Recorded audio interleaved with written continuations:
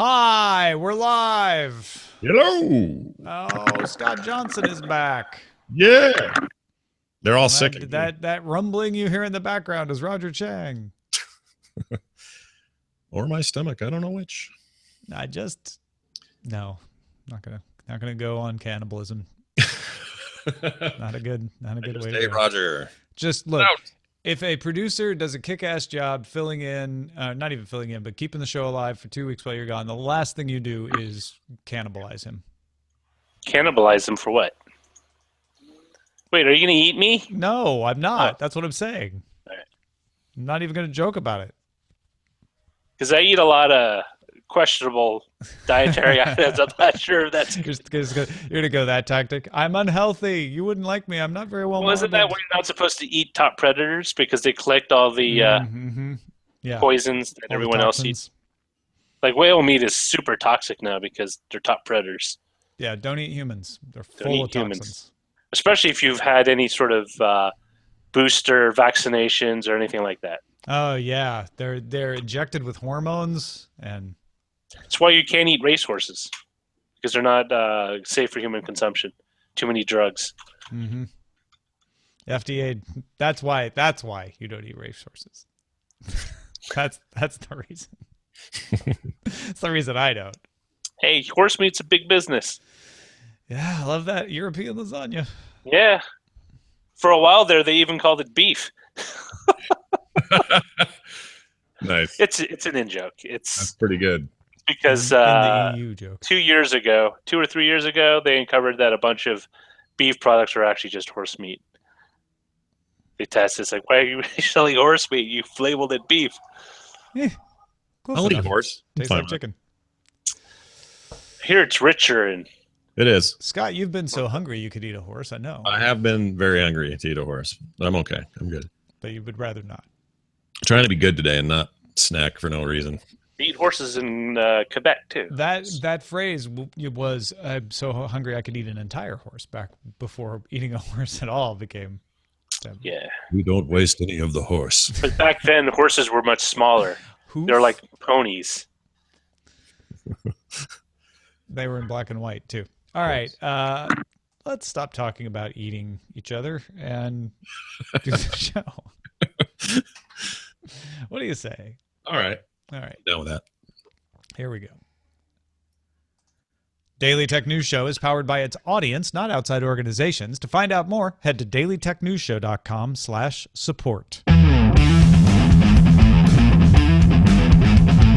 This is the Daily Tech News for Wednesday, September 14th, 2016. I'm Tom Merritt, back in the saddle on a Wednesday with Mr. Scott Johnson. Thank you so much for filling in over the break, Scott. It was awesome. It was entirely my pleasure, and we missed you terribly. I think that while I would argue everybody who did replacement shows for you did a fine job, it's not quite the same, and we don't like the Tom-free world we were living in. So really glad you were able to come home from Asia. It takes a village to do a Daily Tech News show, and I think that was on display the last couple of weeks. We're a few village idiots is the way I like to say it. A whole bunch of them. Well, this village idiot is very proud to be back, and we're going to be talking about Uber and their launch of the self-driving cars for passengers. But Scott, Riot announced that League of Legends now has more than 100 million players every month. What do you think of that? Well, I think that is quite the achievement in also 10 years of time. They just celebrated their 10th year as a company not long ago, a couple of days ago. And it's impressive on one hand that they've got the biggest online game in the world.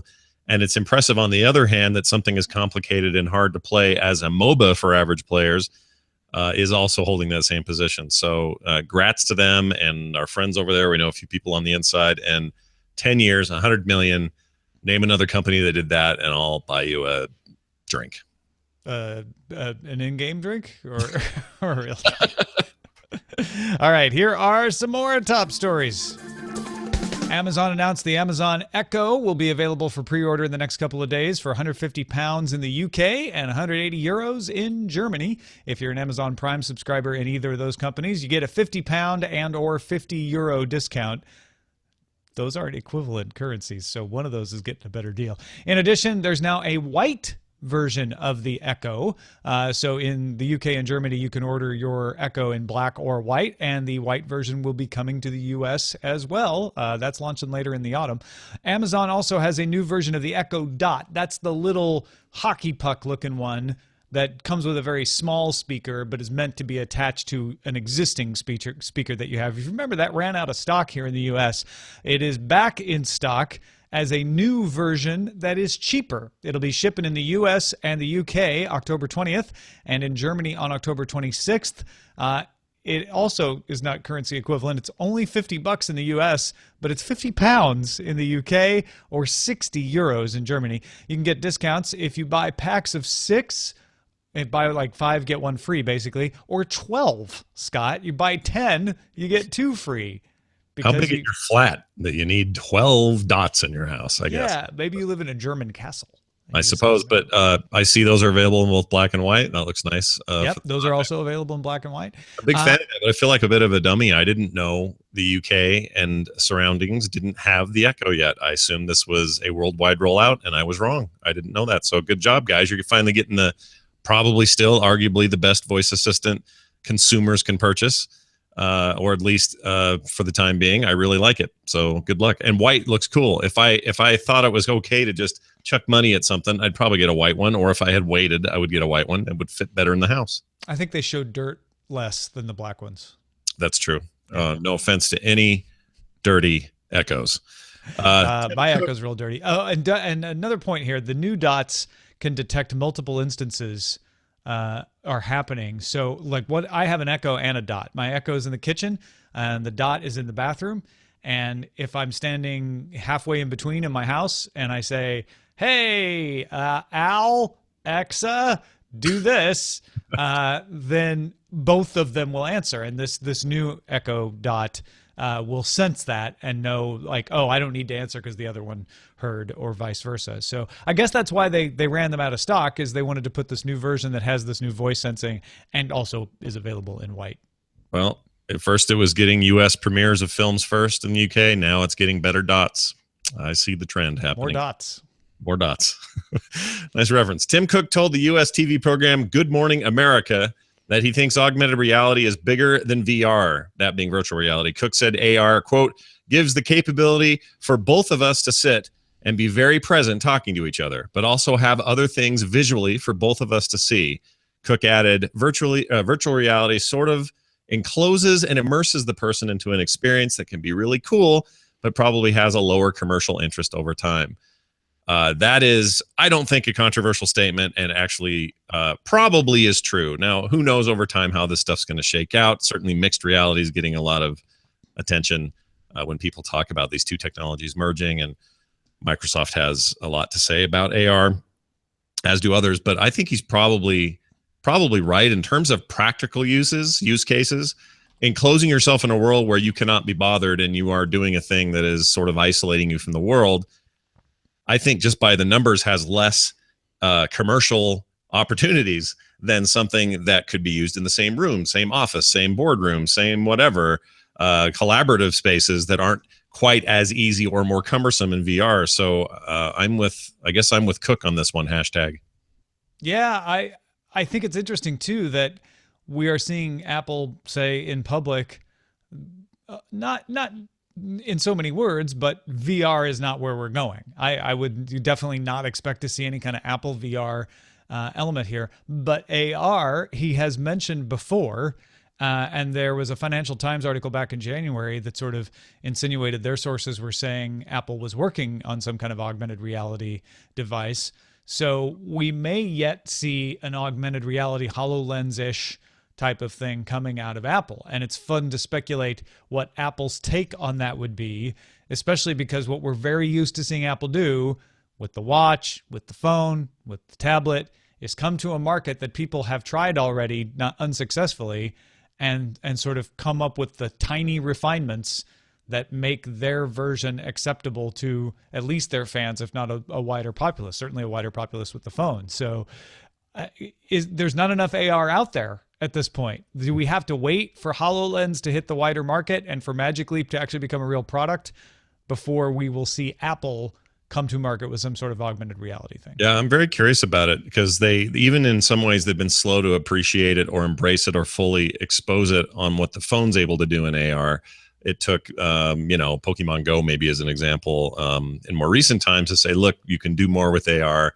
And I'm guessing that woke people up a little bit, or at least made them say, oh, okay, here we go. This is a combination of brand and technology that it takes it a little bit further. And the truth is, it's not all that AR anyway. Yeah, right. I mean, it's just sort of a pointer towards what AR could be like. It's not actually augmented reality. Exactly. And I'm sure they've learned some lessons from that. So all of that said, I wouldn't be surprised to see something like this from them. And also, I think AR fits better into their ecosystem. It's easier to do things that have some dependency on the other devices they're trying to push and sell with AR than it is to put them in a helmet that encloses out the world. Even if that's the phone they're looking at, it becomes basically not a phone at that point. Yeah. It's a viewing screen. So and that's another interesting question. Do we ever see Apple come up with a headset that is AR, or is it integrated some other way? Mm-hmm. Is it in the watch or in the phone?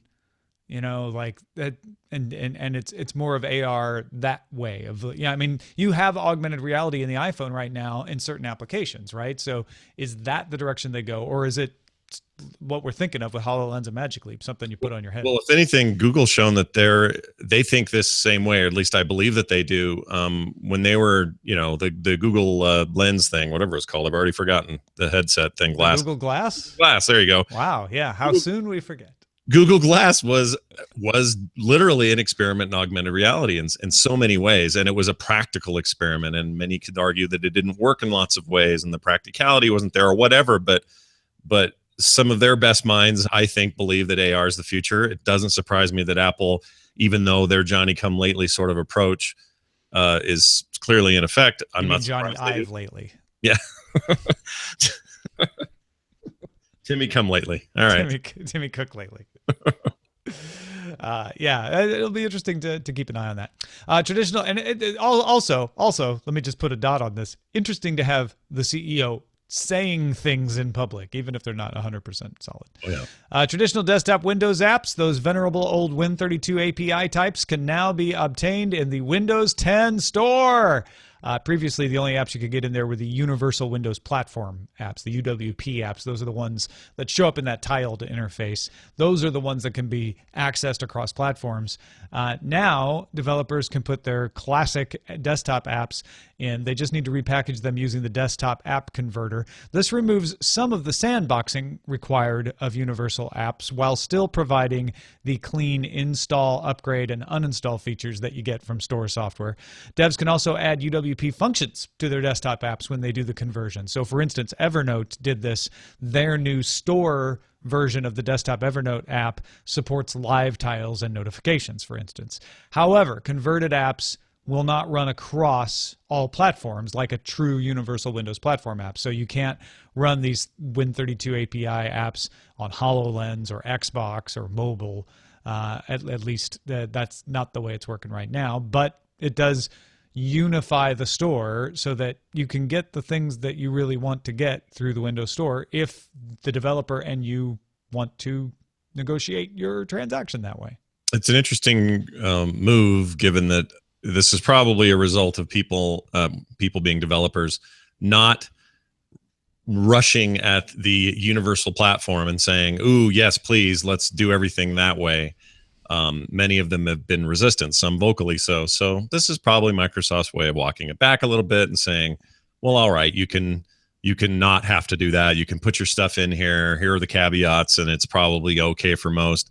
But I think what they would really like is if everybody embraced the Universal Windows Platform idea, so that future HoloLens projects and Xbox One and their entire family of products would have "quote unquote" universal access to developers' apps. I think is a noble idea and actually kind of a really cool one, and perhaps the closest we've gotten to such an end. But I think developers are going to take their time, and they like to do what they like to do, and the PC world is weird, and this is as close as they're going to get for a while. Yeah, this is definitely a move like restoring the start menu button, right? This is Windows saying, yeah, okay, with Windows 8, we kind of thought we'd just move away from desktop apps, and it turns out that's not what developers want, and the Satya Nadella Microsoft is focused on giving developers and customers what they want. A lot more so than the Ballmer era Microsoft. So yeah, this doesn't surprise me, as well as sort of a transition mechanism. It says, hey, you know what? We don't want to make it harder. We want to make it easier for you. Yeah, they're basically making Steam for apps on the Windows platform, and this is a step closer to doing that. So well done, Microsoft. Should have done it 20 years ago. Twitter announced something: the launch of apps for Apple TV, Xbox One, and Fire TV. This was on Wednesday. This is going to let users watch live video content like NFL games on the Apple TV live tweets, and the video stream will be viewable side by side. Users will not have to be logged in to view the content. So this is a natural extension to what they were already doing on Twitter.com when you would see some of this content. And I really enjoyed it. I was surprised how much I liked some of that stuff. I thought it was going to be weird. What did you watch? You've watched some things on Twitter? Yeah, I'm trying to remember. It was, oh gosh, what was it? It was something where they had an exclusive deal. Oh, I know what it was. It was some esports stuff. Oh, okay. Yeah, they were showing some esports coverage on there, and we were watching it for Rally Point, and I was like, oh, well, all right. This is a nice little arrangement. It's not them doing their own production or anything. It's just making deals with content makers and providers. But it made Twitter into something I wasn't used to it being. The only complaint I had, and I may have said it on an episode where you were here still, the only thing I didn't think I liked about it was when I logged into Twitter, I would see this thing at the top of the fold that would say, hey, click here to see this live thing. And that was great. And if I clicked it, great, I'd go look at it. But if I looked at it, forgot about it, came back later, it wasn't there anymore, or it would just go down and you'd forget it was there. So like there wasn't like a persistence to it. Yeah, and I'm hoping, I haven't seen these apps yet. I'm hoping that they fix that, because when Twitter announced particularly Thursday Night Football, NFL football coming to Twitter, but also some NBA content, mostly pregame, postgame content, some Major League Baseball content, my thought was, that's great. I understand that Twitter is positioning itself around live, and that fits with that. But that very problem that you're identifying is an issue for me. If I want to watch football, even on Twitter, I have to go look for it. I have to go dig it out. It isn't always right there. And second of all, I want to watch it on my television. And I know there's plenty of people who watch things on their laptops and tablets all the time, and those people aren't going to care about this. But if Twitter wants to pick up new viewers, they've got to be able to provide that. So having it available on these set-top box apps is a solution. I was waiting for this to see, okay, does the deal with the NFL preclude that? Apparently not. And that's kind of a cool thing, at least on the Apple TV, to be able to say, oh, well, I can see live commentary along the side. I might want to watch the Oscars that way, perhaps. Because generally when I watch award shows, I watch them on Twitter. Even though I have them on my television, I'm just looking at Twitter to see, what funny things people are saying about what's going on, or the debates that are going to be coming up. I think Twitter's going to have those as well. So having those on these platforms, I think, is a really smart idea, and one that I was hoping they would do. Mm-hmm. Not on Roku is interesting. Kind of wish it was on Roku. So I'm not sure why it's not on Roku. If maybe they just couldn't get what they wanted done in that development platform.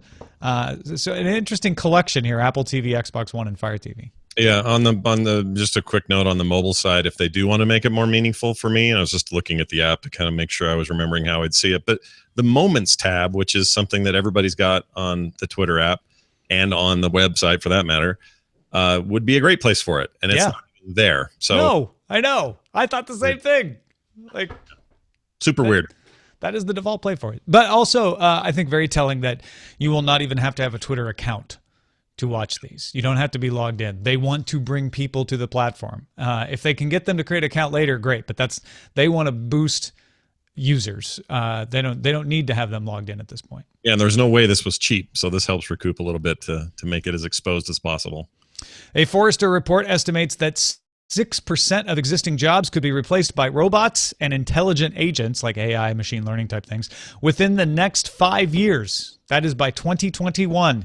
Biggest impact will be felt in transportation, so cabs, self-driving cars obviously is what they're talking about there. Logistics, shipping, self-driving trucks, I think is what they're talking about there, and customer and consumer service. And that's where we're talking about chatbots AI and machine learning. These are always the things that happen when a technology comes. It's going to eliminate this amount of jobs. I always like to think yes, but that doesn't mean no other jobs come along to replace them, or that we don't find other things for people to do. But even if that's true, and I'm being hopeful when I say that, it is disruptive. Oh, for sure. I like to think of what I refer to as my 1, 2, 3 rule, which is literally a rule based on Lotus 1, 2, 3 when it was launched. And there's some really great content out there if you read up on when that came out and what the accounting world thought this was going to mean. They thought it meant the demise of them, their jobs, their entire industry was going to be decimated by this simple DOS program. And in some ways, they're right. It completely fundamentally, machine calculating, completely changed the way they did business. And absolutely, there was a big shift in where people worked and what they did. But it actually, in the sum of all things, created way more jobs across the board, not just at Lotus or then IBM who bought them, and not just at Excel and Microsoft and everybody else who came later. But they created an entirely new industry that now had this great thing that accelerated everything. And so now there's all these new opportunities. Some would argue a few bad, but new opportunities in the financial world, or in the the even just the math and the sort of tracking ledger world, and it was great. So whenever I hear stuff like this, a lot of people's minds go, "Oh no, it's going to uproot everything." And I look at it and go, "I don't know." Like, you don't know is the problem. Is this thing could hit, and we could see AIs and chatbots and everything sort of take over for traditionally human-based jobs, but we don't know what that does to the rest of that economy. I'm very curious about it, and we're never going to get it overnight. That's the other thing. This stuff takes like a nice long tail to work itself in, and it's already been doing it for years. So it's not like it's a new thing. But yeah, I'm bullish. I'm bullish. Yeah, on it. Even within companies, when you think about it, if someone leaves a job, they aren't always replaced, right? Companies don't look at jobs as units that must be always full. So I've been in plenty of positions where somebody quit and we're like, oh, so who are we getting to replace them? Well, we're actually, we're going to close that head count. We're going to move it over here. We're going to do some stuff. That also can work in your favor sometimes. Sometimes I've also been in companies where departments got eliminated, but instead of doing what you think would be the logical thing and saying, well, those jobs don't exist. Sorry, folks, here's your severance pay. Thanks a lot. They're like, well, we're gonna find places for these people. And yes, some of it is because we want to be good to our employees. Some of it is also like, we have these resources. It's less expensive to go replace, to keep them and put them on another job than it is to go try to hire someone new. And so if you do eliminate an in-company job because you have a really good chatbot, it isn't a foregone conclusion that you get rid of all of the people who are doing that job. You've already brought them into the company. You've spent money on them. It's cheaper for you to find something new for them to do that maybe could then increase the bottom line even further. So there's a multiplier effect of having the chatbot and the person who used to do the job of the chatbot who can now do this other thing, which makes your company even better. Yeah, that is something that can happen. Yeah, and you're assuming a great increase in productivity and speed when the chatbot is good and reliable, just like Lotus 1, 2, 3 was good and reliable, and it meant you didn't have to sit there and nitpick over numbers all day. You could have real flesh and blood people tackle new problems, new issues you couldn't even look at before. Yeah, I'm big on this. I can't wait to see how that all goes before I die. Absolutely. Our final story is perhaps my favorite. After a 7-month trial, Dutch police, who are now my heroes, believe trained eagles will be the reliable way to take down illegal UAVs. All right. The Dutch. So you want to get a drone out of the air. A trained eagle's your answer. The Dutch National Police has started buying eagle chicks to train because the first national police force, they are the first national police force in the world to do this. They are going to train these great birds of prey to take down drones they don't want in the air for whatever reason they're illegal. I love this idea, and the idea that we are, like, think about this for a second. Like, even in the shadow of the story we just talked about, we are going to go to the most basic thing possible: a man training a bird to take on a new technology that, for whatever reason, is not legally in the skies. It is brilliant, and I can't wait to see the first YouTube videos to show up. Yeah, I love the scenario they give here, which is a VIP shows up. and an unidentified quadcopter appears in the sky. He is shuttled back into his car, and the eagle is unleashed to take the drone down. I just love it. It's got such an adventure to it, and it involves like leather and hoods, and you just hear this thing go, "Caw!" and it just flies out, takes out a drone. You're done. Problem solved. I think it's awesome. I wish it was a fun story when we knew that the Dutch police were experimenting. I think it's amazing that they have been like, yeah, no, this is a really good idea. And so we're going to start literally buying eagle chicks to train and training up, some force within our national police to be the trained eagle masters of the Dutch National Police. It's fantastic. Hey, thanks to all those who participate in our subreddit. You can submit stories and vote on them at dailytechnewsshow.reddit.com. Get in there and vote. And that's a look at the top stories. Okay. This past couple of days, Uber has been giving reporters rides in autonomous Ford Fusion cars. They've got about 14 of them. Earlier this week, they were doing this in advance of announcing today the beginning of its public passenger program. So here's what's going to happen. A subset of riders, I've heard it might be like highly rated riders. That would make sense. I haven't been able to confirm that. But a subset of riders will be emailed an opportunity to opt in to the program. Now, if they opt in, so this is not, I happen to be in Pittsburgh, I use Uber, and whoops, self-driving car. I have to opt in. I have to be in the several block area that this test is running in. And then if I hail a ride within that test area, I may, not every time, I may at random be picked up by an autonomous car. Remember, there's only 14 of these things in existence. An engineer will be sitting in the driver's seat and will occasionally take over to do things like change lanes to pass a stopped vehicle or even put on the brakes if they feel it's necessary. The area begins in just a few neighborhoods, although Uber says within a few weeks they would like to expand it to the airport and to a northern suburb.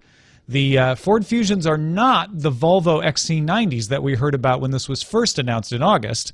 Those are still supposed to come later this year. Don't know what the deal is with that. But the Ford Fusion hybrids have 20 cameras, more than 20 cameras, 7 lasers, 360-degree laser-based detection, and they say, thousands of aftermarket parts because they want to make a big number because they customize these things. But this is Uber's Research Institute made car. In the videos you'll see on like TechCrunch or New York Times, there's a silver steel button that engages self-drive, and then you keep your hands on the wheel. The engineer does. They let the reporters drive these things too.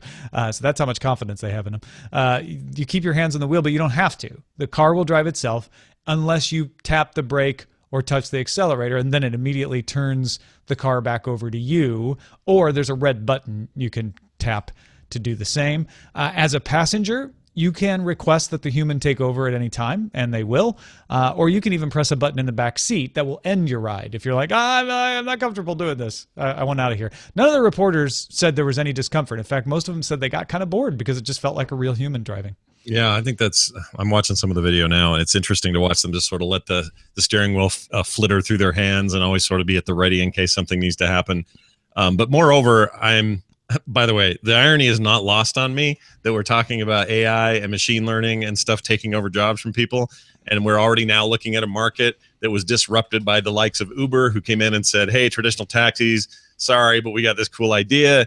And now we're coming in and saying, hey, sorry, those who took over for traditional taxis, we've got this cool idea.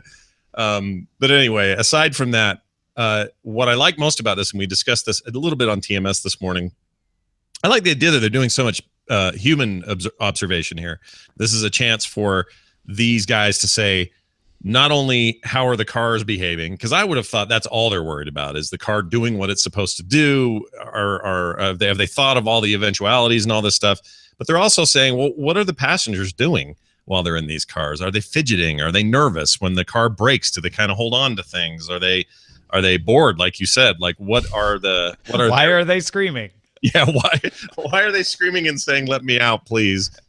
Why are they jamming that button that ends the ride? Exactly. But that is important. I mean, you forget how important it is for this particular technological transition. I think is going to best make that transition by people and companies and the people who are testing the stuff out being willing to say, let's look at the actual human impact. Let's not just dust that away or say, people are afraid of everything.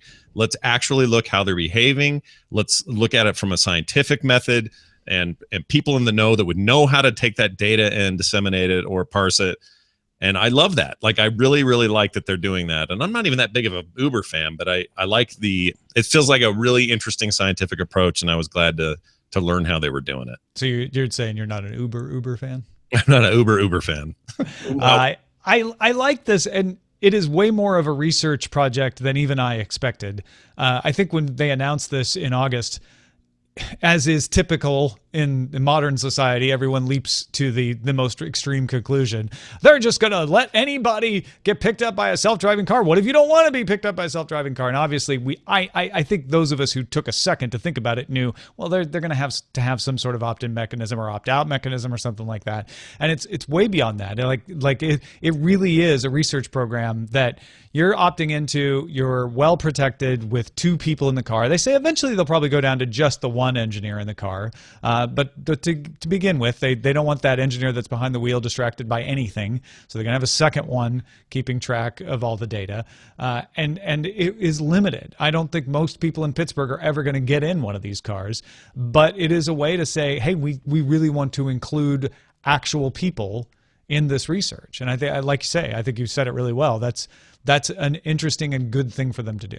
I agree. Plus, I'd want to get, if I was in Pittsburgh and the car pulls up and there's nobody at the wheel, but a guy who's sitting there saying, I'm kind of watching this and we're doing this thing, I'd go, sweet, let's do this. I want to be on the ground floor of this. You may get somebody who's super freaked out. I don't know. But on the whole, I think people are going to respond well to this. I don't know what it is about the Pittsburgh market that makes this a good test bed, but at the end of the day, look, this is all coming. So the smart companies are the ones doing the legwork now, so that when the big questions get answered by the likes of Congress and international governments and everybody else worried, it's going to be nice to have a whole bunch of data like this to show. Leona in the chat room says, I got into the car and it was awesome. I'm from Pittsburgh. Oh, great. So there you go. We've got some firsthand experience there as well. Here's the question. Okay, as of today, there are autonomous cars, maybe not level 4 autonomous, but autonomous cars of a sort in Pittsburgh taking public passengers around. Mm-hmm. Now, I was pretty much on this wavelength when they first announced this back in August about how big this was. This is ridiculously huge. How long is it, Scott, before this becomes common? Maybe not the norm, but common, where most cities in the world have a section of this operating. And then beyond that, how long before it becomes commonplace, where that's the way we're getting around? I mean, I just spent a couple of weeks where I'd had to get into a taxi and surmount a language barrier to figure out how to get somewhere, or just get on a train. But it's not a train that I had to myself. It wasn't an autonomous car, and it was a train driven by a person, presumably. And this would change that quite a bit. Yeah, I also think the places you were in, Tokyo, Japan, for example, will be one of the places we'll see it happen sooner than later. I remember when people asked me 10, 15 years ago when we thought we'd see broad acceptance of broadband technology around the country. And that happened much quicker than I expected. I suspect this will too. We all want to act like this is some far-flung thing, and we have a lot of social barriers and predetermined human resistance to cars driving themselves. And in the face of numbers like this one here from the New York Times, where it says 40,000 vehicle-related deaths last year, but yet somehow we're more scared of autonomous driving. I think it's sooner than we think. I think that in a bold statement here, 5 years, most major cities and even some smaller markets will have either some sort of test run in progress, or some of these existing ones we know about now will have expanded by then. Other companies will have come into the fray by then, and it will be a much more common thing to not only hear about, but actually see while you're out on those freeways. So I say less time than more. I don't think we're a decade out. I think we're less than that. Yeah, I think you're right. I think it's going to be very soon for the start. I think it's going to be very long for the commonplace. Because plenty of smart people say we're 40 years away from level 4 autonomous cars that just don't need a driver and they just go wherever you need to. And I think that's right. But I think what this shows is we can get a lot farther down that road than maybe some people think in the meantime. And we'll have the sort of mid-level thing. And yes, the kids who grow up 50 years from now will be like, your autonomous cars used to have a person sitting in the front seat? What was the point? But it'll be a while before we get to that point. Yeah, we're in test rocket. We're testing rockets right now. It's kind of the phase. Yeah. I'm excited. I think it's going to be good. Leona in the chat also wants to point out Pittsburgh has become a hotbed of technology. Google, Apple, Disney all have headquarters there. We've gone from dumb yokel mentality of the steel mill era to the smart techie hipster city. I used Uber during Anthrocon and it was fun, way better than a taxi. And then I used the self-driving again and it was even better. Grins. Awesome. That's super cool. So there you go. We got other messages coming in as well. Chris in needlessly hot Germany. Why are you so hot, Germany? That's not necessary. Chris says, I was listening to you guys talk about Project Fi, and Tom said the Sims are only usable in the Nexus phone. I actually took Chris to task. I didn't say that. I very carefully said the Sims are good in a limited number of devices like Nexus phones because they knew a guy like Chris in Germany would call me out on that. And it turns out there is a use for it that I did not realize that Chris brought to our attention.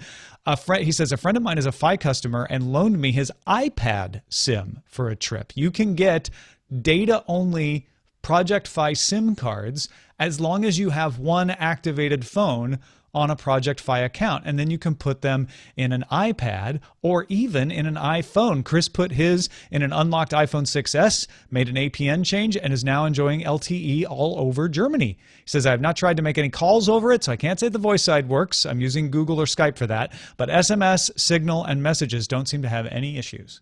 Wow. Needlessly hot, but needfully connected in Germany. I know. Now it makes me want to go, well, maybe I should get a data-only SIM because I have Project Fi on my 5X.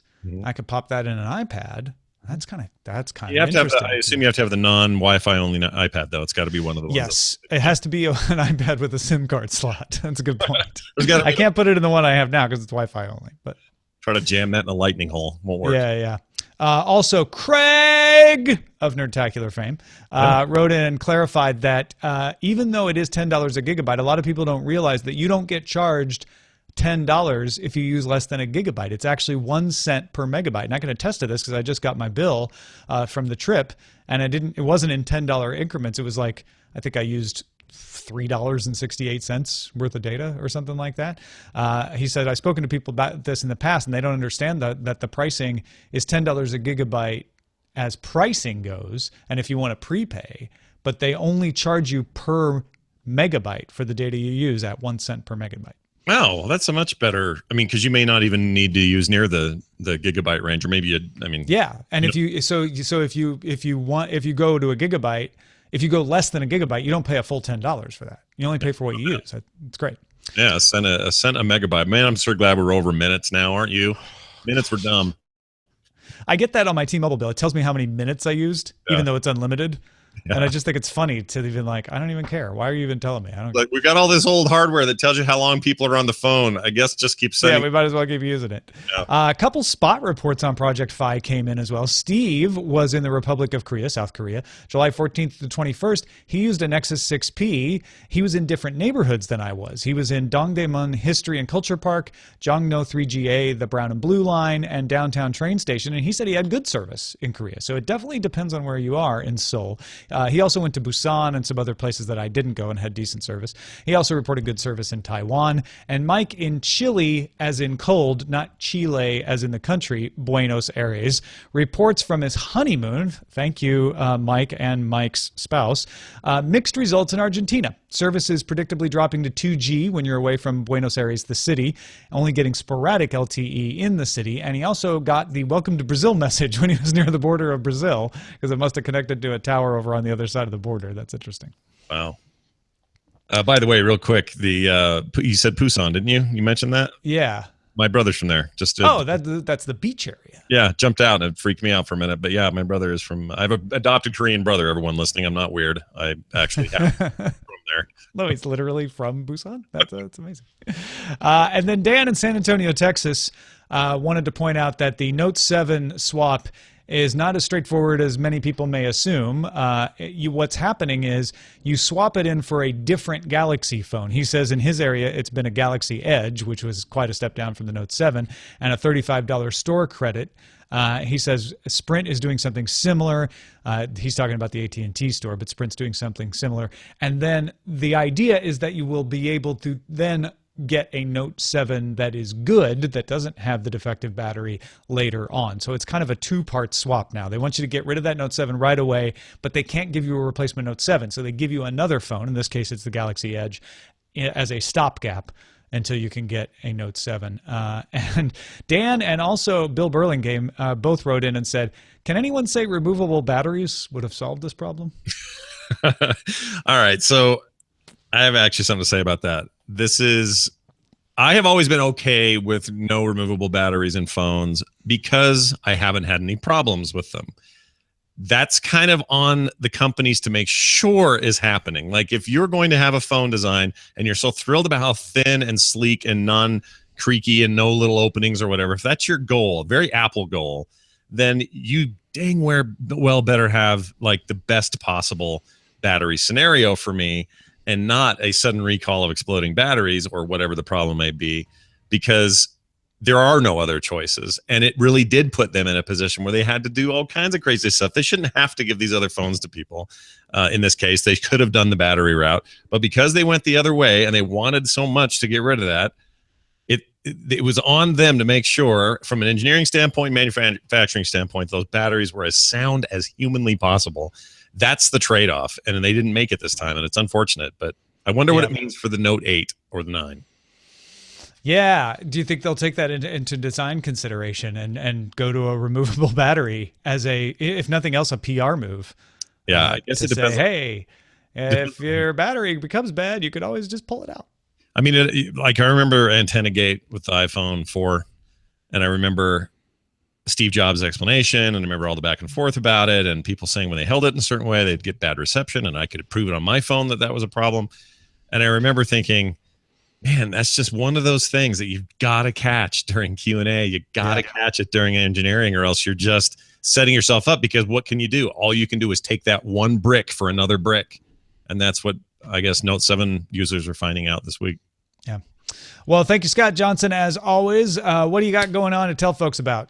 Oh, I don't know. I should probably have something specific, but there's so much going on. It's hard to do that. I did do a recent bit of a revamp with my video game coverage show, the Boop Show, BOOP, over at frogpants.com/boop. And I have moved to something I've been wanting to do for a long time, but was kind of afraid to try. And reception has been off the charts positive. So I think I maybe made the right move. If you'd like to check out those changes, frogpants.com/boop has all the free subscription information about the show, where you can get it and so on. You get it wherever you get podcasts. But it's a little more of an essay approach to topics within the gaming business, and mix in a lot of sort of interviews and audio from commentary around the industry, as well as my thoughts, some music, some other stuff. And it just makes it a little more, I don't know, call it This American Life for video games. I don't know what else to compare it to. Do you talk like this more? Yeah, it's Act 3. But you should definitely check it out and see what you think if you're into that sort of thing. Again, that is frogpants.com/boop. And for everything else, just follow me on Twitter as usual at Scott Johnson. Huge thanks to all of the patrons who support the show at patreon.com/DTNS. Check your patreon.com for an RSS feed now that has the full pre and post show included in an MP3. If you're interested in that, that is now available. They've added RSS to Patreon. Yay. You can support the show in all kinds of ways. dailytechnewsshow.com/support has all of those ways. And in fact, if you've been meaning to help the show, if you're one of those people who's like, yeah, I hear you say this every week and I mean to help the show, but then I don't want to sign up for anything and I just run out of time, take a quick moment right now and just send $1 to paypal.me/DTNS. Done. You can count yourself among the supporters if you do that. paypal.me/DTNS. Super easy if you're willing to support the show. Our email address is feedback@dailytechnewsshow.com. You can catch the show live Monday through Friday, 4:30 p.m. Eastern at alphageekradio.com and diamondclub.tv, and visit our website, dailytechnewsshow.com. Back tomorrow with Justin Robert Young. Talk to you then.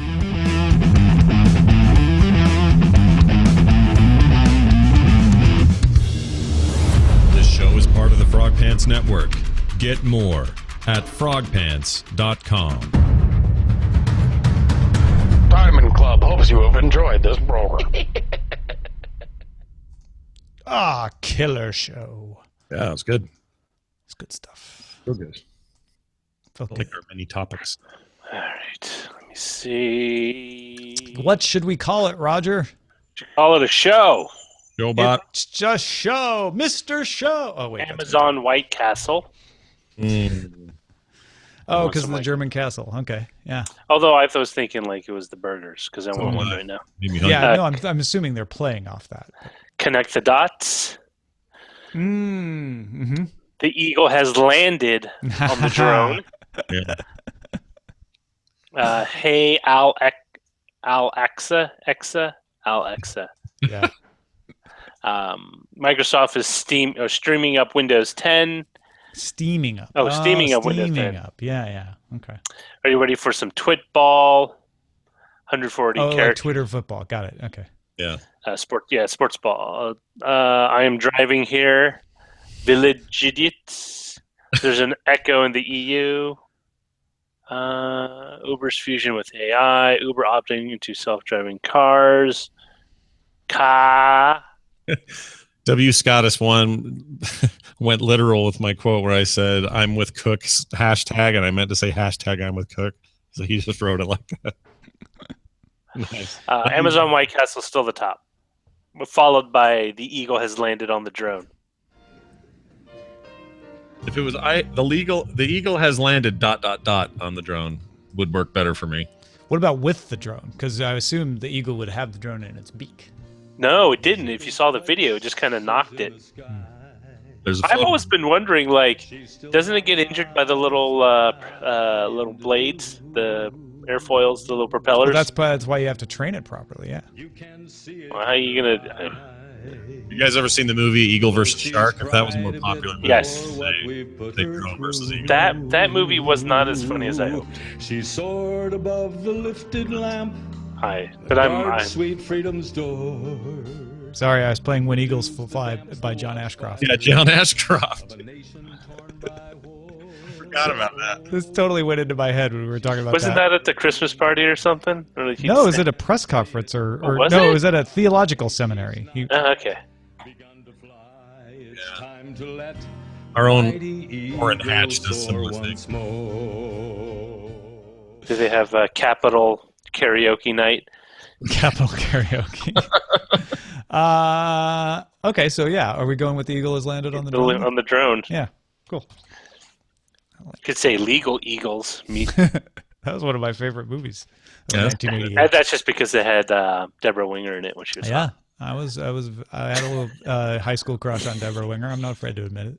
Robert Redford in that? Yeah, I had a little high school crush on Robert Redford. Robert Redford always creeped me out. He always seemed like a weird. Who's the guy from Lawrence of Arabia? Something O'Toole. Peter O'Toole. Yeah, he always seemed like a watered down American version of Peter O'Toole. Oh, that's interesting. I bumped into him surely by chance and accident one year in up in Park City because it was right around the time they were doing Sundance, and he seemed super nice, but swamped. Nobody would let him move. He was talking to everybody, like it was crazy. But he seemed real smiley and happy. And this is like 10 years ago, but. You've experienced a small slice of Robert Redford's life at Nerdtacular, I feel. Yeah, that's true. You look happy. Yeah. Did you hear like a little buzzing? Yeah, Tom's thing did like USB robot very briefly earlier. When? Way early, and it was so brief. Okay. You just want to point it out? Well, I assume Roger's thinking... I don't know. Actually, no, it just happened like 5 seconds ago. Oh, okay. 5 seconds ago. I'm just wondering if you heard it because I heard a couple of static hits, and I think I mentioned it to you. But so I assumed it was just me. But then I know some people in the chat room mentioned it as well. But if you didn't hear it, that means your recording is fine. Yeah, I heard it, but maybe that was just us over Hangout. Who knows? Ivan Reitman directed Legal Eagles. I had no idea. That's crazy. After I finished Ghostbusters, I'm going to move on to this legal drama. That's crazy. Wait, who directed Suburban Cowboy? Urban. What's that? Yeah, we just watched that for Film Sack. I should remember that. Oh, it's only 3 out of 5 stars on IMDb. Oh, James Bridges. I have no idea who that is. I don't either.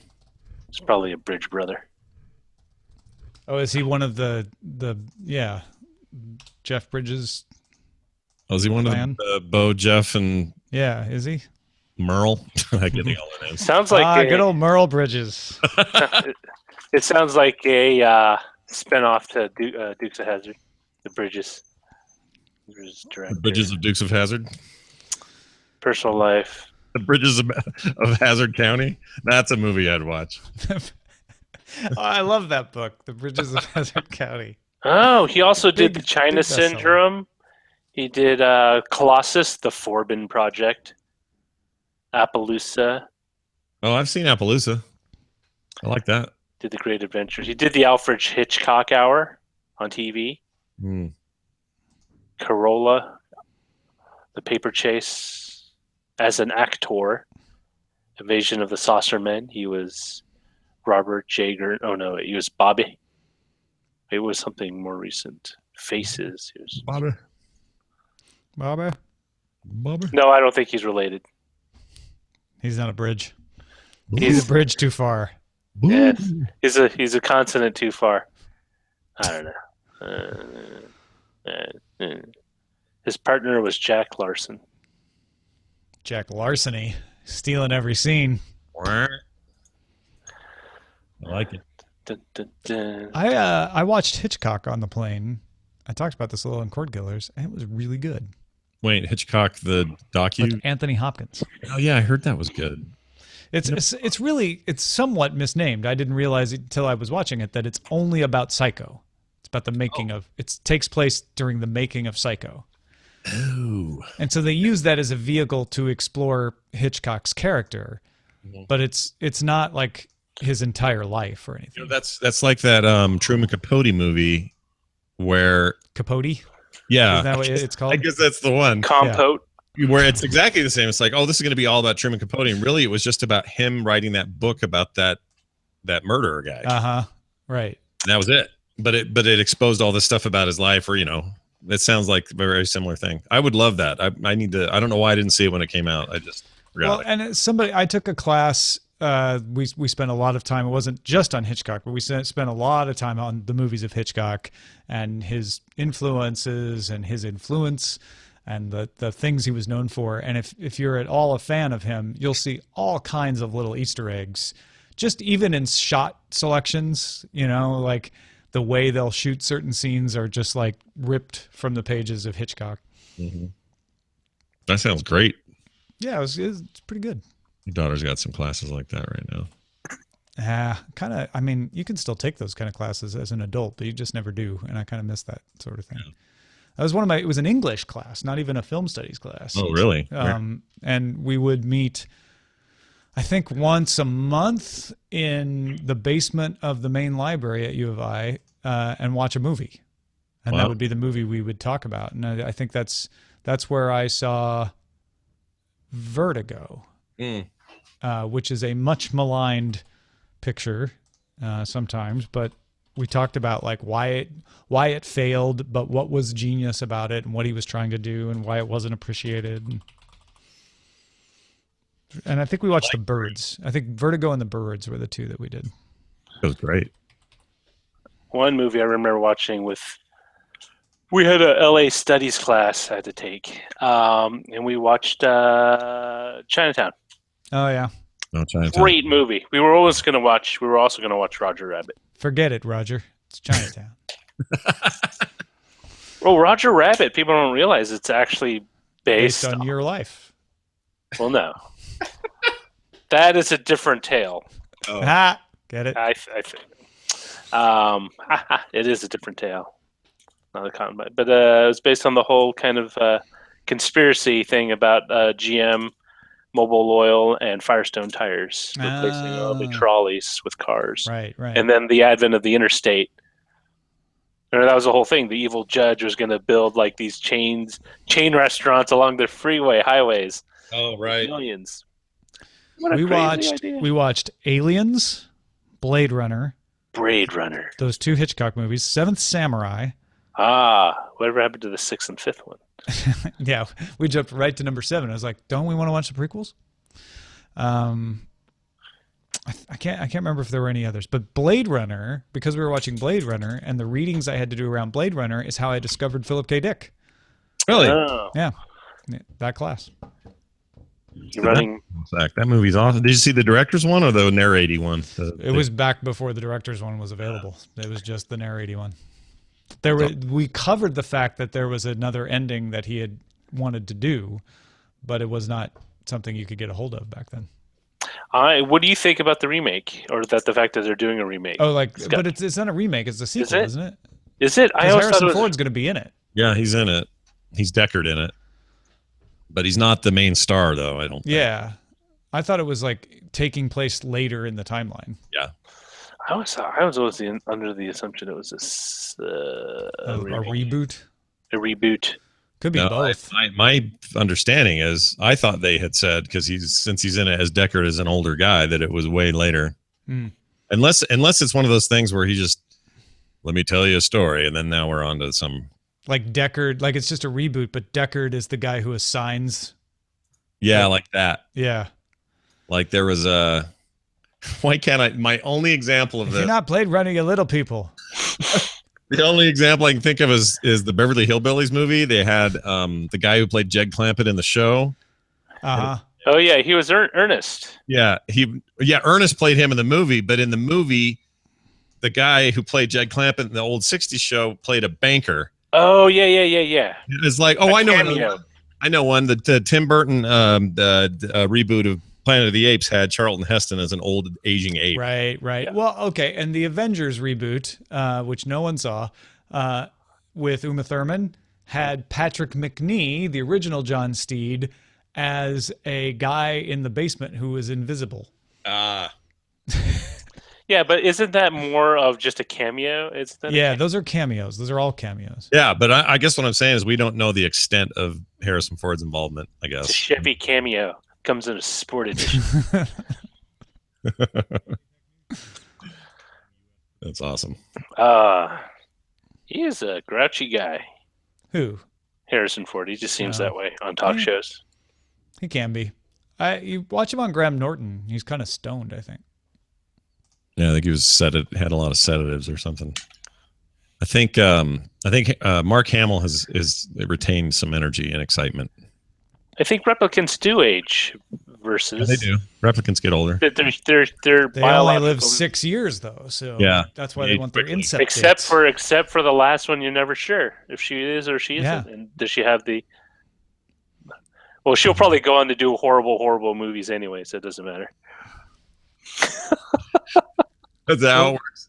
Well, yeah, I mean, I think the 6 year lifespan was programmed, so it was Tyrell could have programmed her not to have that. Yeah, or not built in, or not built in the expiration date. Yeah.